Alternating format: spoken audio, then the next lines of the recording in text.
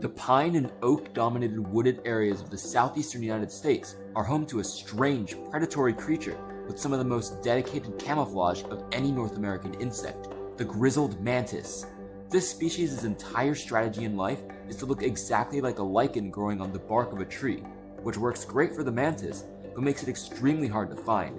Today, I'm out in a slash pine scrub habitat in South Florida with Spencer from MyWildBackyard in search of this elusive praying mantis, scanning the bark of both live and dead pine trees in the hopes that one of these striking lichen mimics will show itself.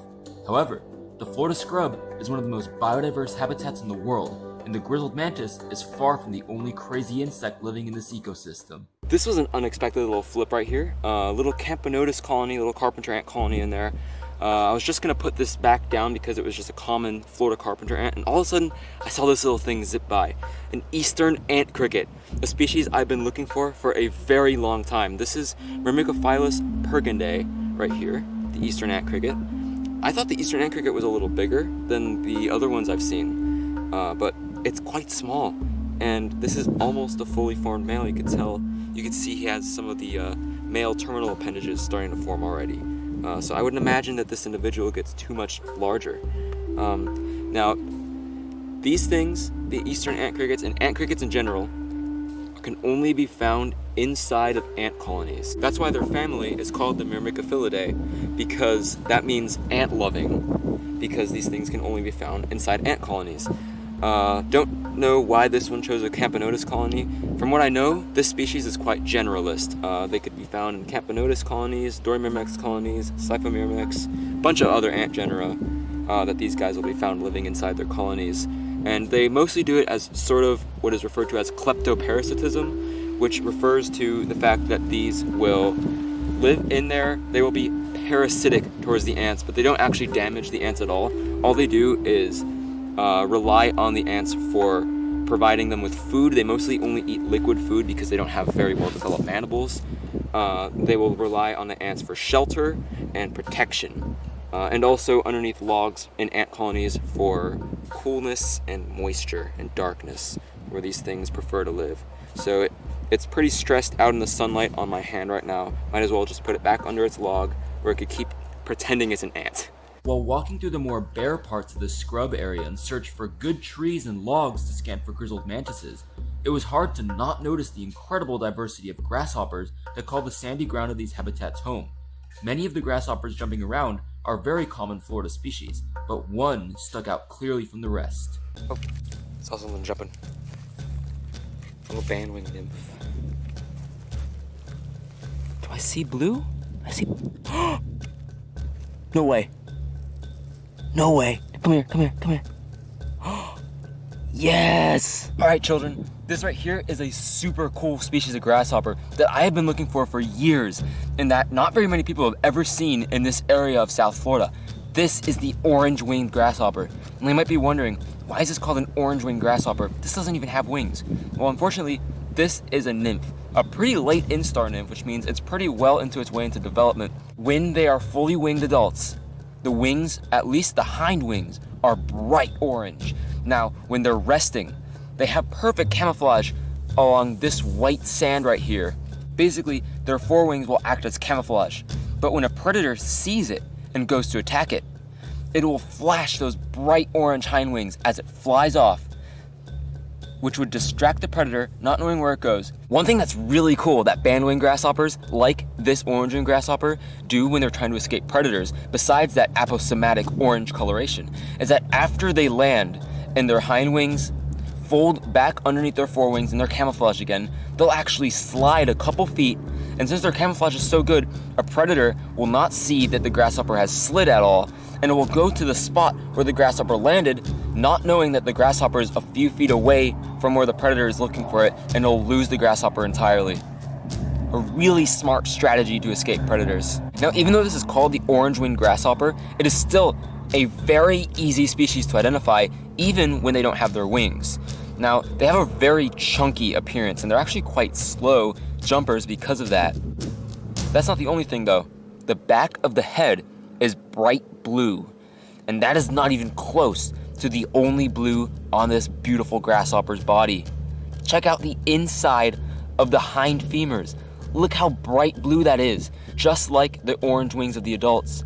These bright blue insides of the hind legs are used as another distraction against predators. When these wingless little nymphs are just jumping around, they're at an extremely high risk of getting eaten by a predator by just jumping around all over the place without being able to fly off very quickly.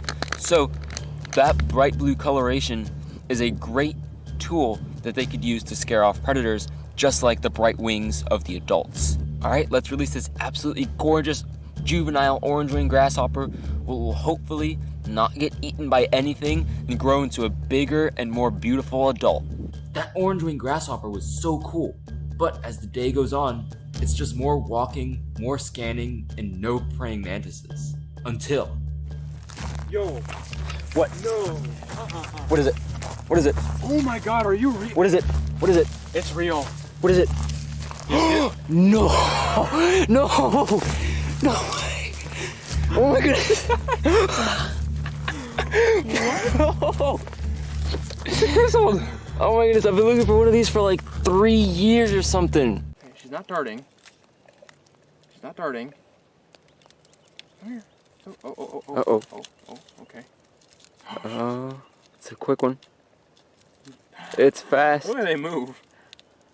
That is such a strange way they There we walk. go. Oh, perfect. Look at that. Oh man. All right, children. Like I am having an adrenaline rush holding this thing right now. I genuinely cannot believe I'm holding this. This is a species that I have been looking for non-stop in piney areas like this for 3 years. It doesn't even feel like I should be holding this right now because it feels like this has just been a nemesis of mine forever. This is the Grizzled Mantis, one of the hardest species of mantis to find in all of North America. And most people who see this see it incidentally because they will fly up to lights at nighttime and land on the sides of buildings. But in their natural areas, these things are so well camouflaged and they spend almost their entire lives on the sides of pine trees, where their bodies are basically a perfect mimic of lichens as well as rougher bark that grows on the side of pine trees and occasionally oak trees as well. It is not only the color pattern that helps to camouflage though, as it also has a disruptive look. Now what that means is that the way they sit, you cannot tell that this is a mantis. The Grizzled Mantis has a very rough side of the body, and that helps prevent predators from being able to see the shape of a mantis on the side of a tree. So it has both their camouflage and the shape to help it look like just a lichen growing on the side of a tree. But this mantis is not only camouflage and pattern, they also have some really strange color patterns. Do you know what else they have on them besides their camouflage? Well, look at the underside of those claws there. They're almost like a striking red. You wouldn't see it from the top, but if you aggravate this mantis, it'll display those claws and those wings. And that striking, weird patterning will actually intimidate and actually even startle a predator, giving this mantis a split-second head start to scurry off somewhere, fold back up, and camouflage again. Now he said fold back up. That is very unusual for a mantis. Usually they will hold their raptorial forelegs, or those 2 front legs that they are very well adapted to catching prey, almost like they have hands, underneath them where they're always visible. But on the Grizzled Mantis, weirdly, the pronotum, or that top neck-like segment on the thorax, is widened and flattened, and it has almost a space for them to put their front 2 legs inside of, so where you don't see them on a tree. That probably helps them in their ambush, as insects that are crawling the opposite way on the tree that they are, I'll get to that later, don't see those 2 huge arms ensnaring them immediately. They just see a little bit of lichen. Nothing much. Now I said insects going the opposite way of this mantis.